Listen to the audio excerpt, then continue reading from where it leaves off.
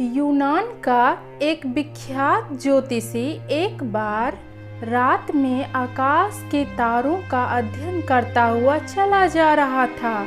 अचानक चलते चलते वो एक कुएं में गिर पड़ा। कुएं पर पाट नहीं रखे थे। उसकी आंखें आकाश में अटकी थी और वह चांद तारों का अध्ययन कर रहा था। कुएं में गिरते ही वो कुएं के अंदर से जोर जोर से चिल्लाने लगा। कुएं के पास के ही झोपड़ी से एक गरीब बुढ़िया ने आकर उस ज्योतिषी को बमुश्किल कुएं से बाहर निकाला। वो यूनान का सबसे बड़ा ज्योतिषी था।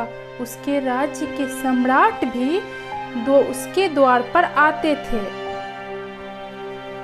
उसने बुढ़िया का बहुत बहुत धन्यवाद किया और कहा, देख, तुझे पता नहीं है कि तुझे सौभाग्य से किसको बचाने का अवसर मिला है।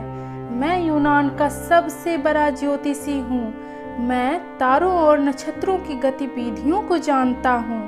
मनुष्य के भाग्य से उसके संबंध क्या है यह भी समझता हूँ।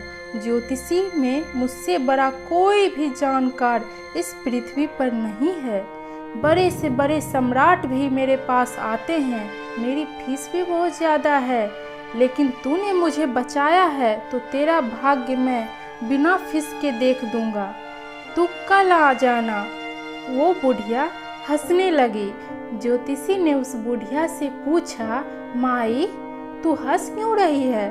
उस बुढ़िया ने कहा, बेटा, मैं इसलिए हंस रही हूँ कि जिसे अपने सामने का कुआं नहीं दिखाई पड़ता, उसे चांद तारों की गतिविधि, नक्षत्र और भविष्य वगैरह क्या दिखेंगे। तुझसे अपने पैर तो संभलते नहीं, तू मेरा भविष्य क्या बताएगा? होश में आ। कहते हैं कि यह घटना उस ज्योतिषी के जीवन में एक क्रांति का कारण बन गई। उसने ज्योतिषी छोड़ दी क्योंकि यह एक भारी चोट थी।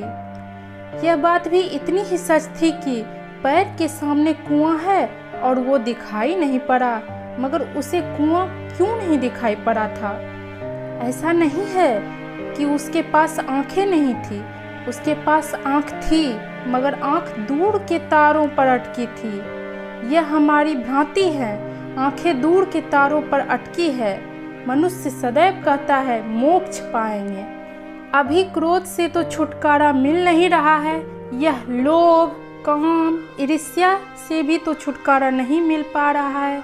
और कहते हैं मोक्ष पाएंगे, वैकुंठ जाएंगे।